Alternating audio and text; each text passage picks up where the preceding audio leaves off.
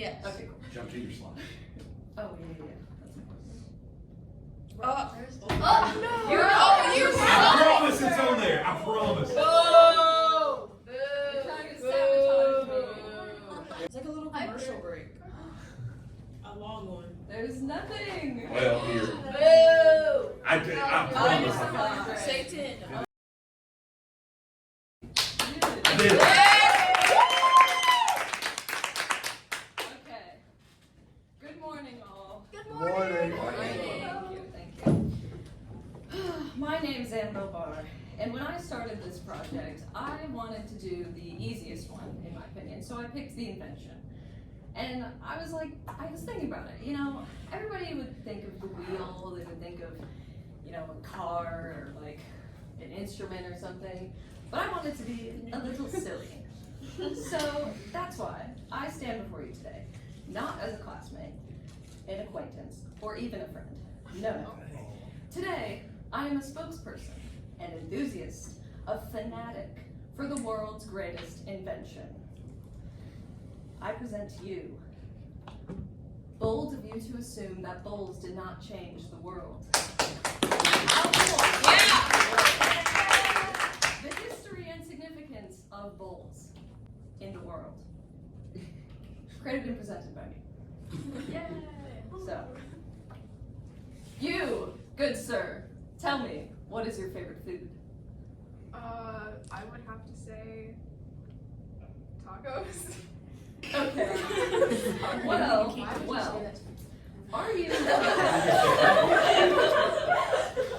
are you perhaps like our fellow classmate Piper, who said, quote, "I really don't enjoy any food from a bowl.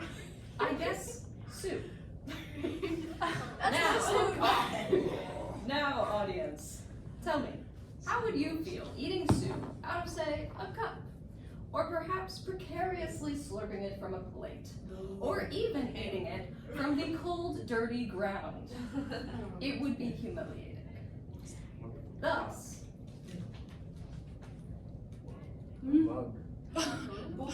Is this in Mr. Styles' bowl. No, not bowl, or bowl, or bowl, or bowl, or bowl, or even bowl, but bowl.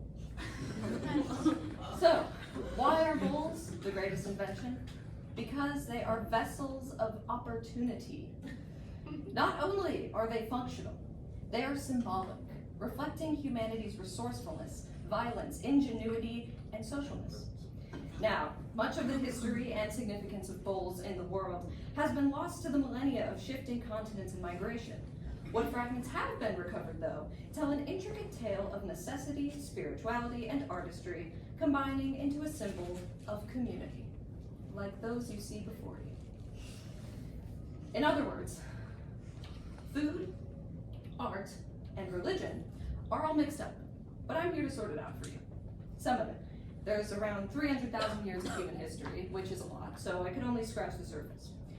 But I'd like to start with layer number 1, food. Food will be forever intrinsically linked to the creation of bowls, not just as a means of eating, but also as the container being eaten from. One of the first cultivated plants was the gourd, specifically the calabash or bottle gourd, first grown in Africa and Asia, and ranging in size from small utensils to a child's life preserver, as shown here. To just show how crazy gourds are, here is a clip from some news source somewhere. I think Florida. Oh. Hold please. Hold please. Hard to believe that giant pumpkins can not only float, but be paddled competitively by creatively dressed humans for fun and prizes. Before you step inside one of these hollowed hulks, yeah, that's basically it. You can use them as boats. Kind of crazy. So, Asia was very big into using natural materials, like the gourd, especially Egypt. Ancient Egyptians used tortoise and turtle shells for a wide range of tools, like combs, jewelry, and, you guessed it, bowls. Age. What was eaten from these bowls? Well, through a modern lens, bowls are all the rage. As Austin puts it, Chipotle, poke, any Mexican food, I'm a big food bowl guy. However, through an ancient lens, bowls contained other foods, like Coppelia in Rome. Wait, hold on. Sorry guys, I gotta restart that. I lost my place. Okay, like Coppelia in Rome, Poiquicos in South Africa, Potefiu in France, Pho in Vietnam, Aguadito, de Pollo in Peru, and among others. What's the trend among all of these? They're all types of stew, or soup. In my headcanon, that was the first food eaten from bowl. Why do I believe this? Because according to the news outlet Science, Libya left behind vegetables in their ceramic bowls 10,000 years ago. Scientists scraped gunk from pottery shards and found veggies.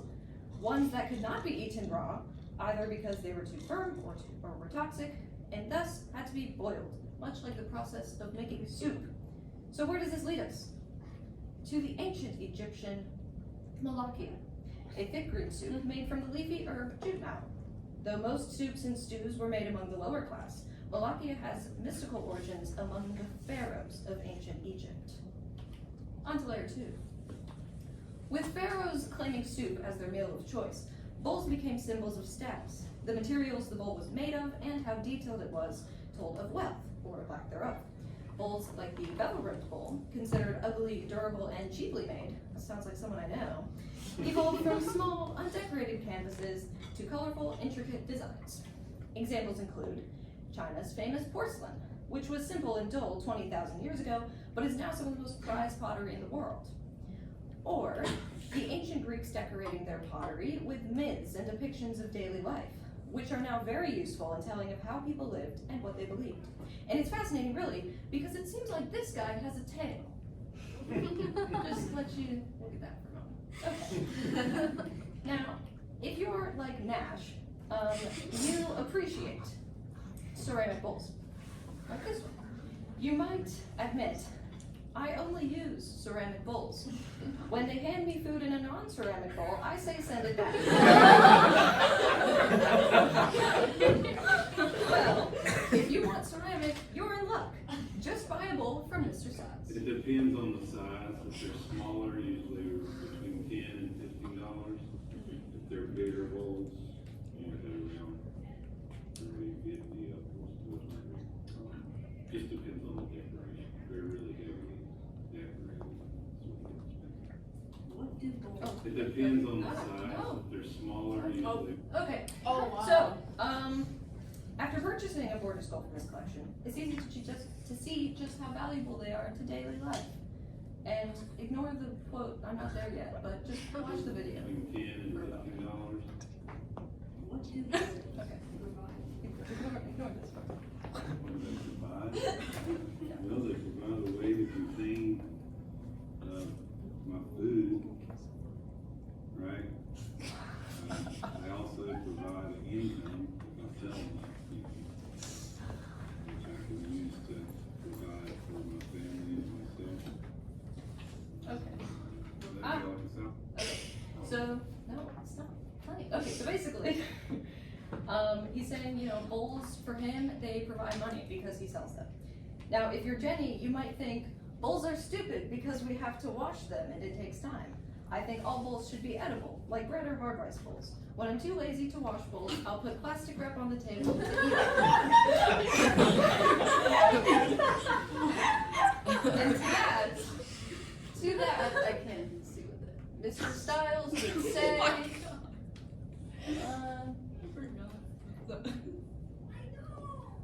just, you know. It depends on the Oh my, size. okay, he would say, Smaller, there's a usually quote, between some 10 people are a little strange. That's what he says. Which brings me to religion. Layer number 3. Have you ever wondered what the first bowl ever used was? I have too. So I did some digging on the web, not in the dirt. And what I found was that one of the oldest bowls would actually be the human skull. You see, in the beginning, there was violence and cannibalism. Oh. And while this skull candy bowl off of eBay is quite cool, a more historically accurate representation would be this. Whoa, Greg, you almost scared me.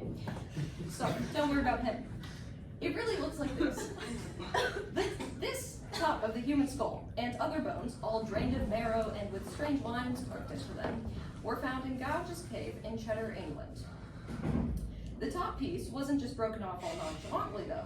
Based on how careful the cut marks are, it was meticulously removed. This means it was probably ritualistic cannibalism, means it was done as a funerary practice. What does this mean for history and significance of bowls? Well, it means that religion plays a role in artistry. The religion behind skulls goes further than funeral rites. In Hinduism and Buddhism, kapalas, or skull cups, are often decorated with precious metals and jewels and are used as offerings to gods, representations of mortality, and just a general way to connect with the soul. And who wouldn't want to connect with this guy? With that guy at the bottom. I mean, he seems great. Metal is important to religious artifacts because they are durable and are believed to channel energy. Tools like singing bowls, which are metals struck with a stick to produce a calming vibration, and baptismal fonts,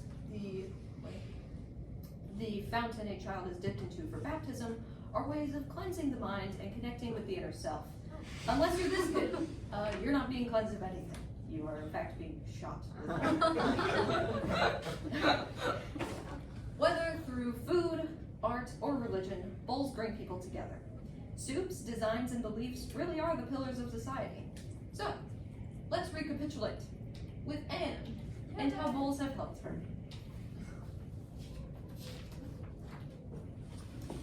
It's made me happier. It's made me a better human being. I wouldn't be the person I am without bowls.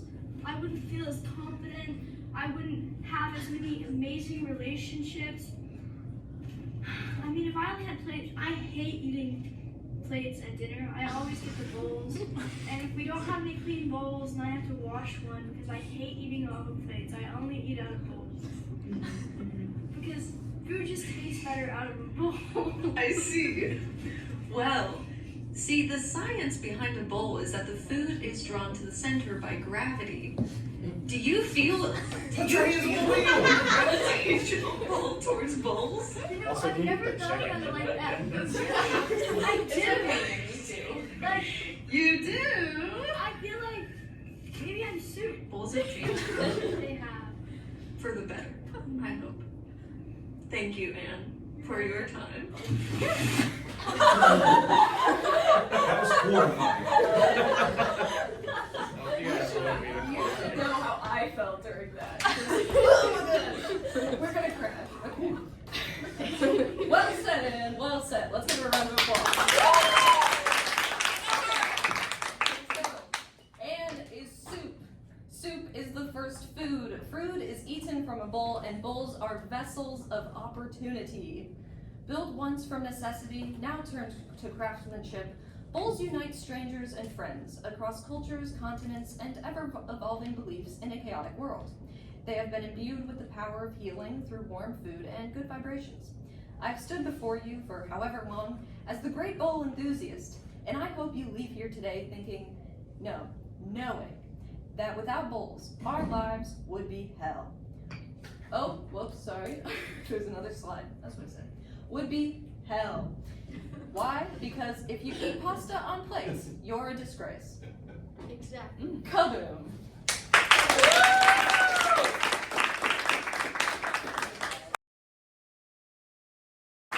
What is that all the way on the end? That's me being flashbanged by my camera. Oh. Yeah. That's you? I really like the one of you with the glasses on. That's thank really you. cute. But I just this never is, thought I'd know that much about bowls. this is Anne's photo. This is mine. I also took that one, and then these are all Mr. Styles' bowls. Did he make Did he make that bowl? That's what I was wondering. Yes, he made That's so this. cool. Yeah, that is Really really cool. cool inside. He made that bowl. Everything up there too. Yes, look. Can I touch one of the bowls? Oh, Sure. Okay. Okay. No, leave him alone. Can I Wait, take a did tour? they- That was enlightening, thank you. Yeah. So basically, you have beautiful mixing bowl. I got this for my mom. Yeah. I got this is glass. I got this for 10 cents at Goodwill. This is the bottom piece of what used to be a bowl. It's like you can see like that design is like where when it was spinning they would have like pressed to turn it. Okay. This is just a little L'Occitane container, which is like a beauty brand, but it is a little bowl, and it's like. And this is a fake teacup to a doll set, but like a teacup, as I said earlier, a teacup is basically just a bowl. This is like going back to like the storage of bowls, you know? Same with the basket. It's kind of a bowl shape. What came first, basket or bowls? I don't really know. This is a Barbie bowl, okay? And bowls are everywhere. And this is a paint palette, which is like 6 miniature bowls. So anytime you go out into the world, you know, look around you and try to find some cool bowls. And, you know, like I said, they are vessels of opportunity. So thank you for listening.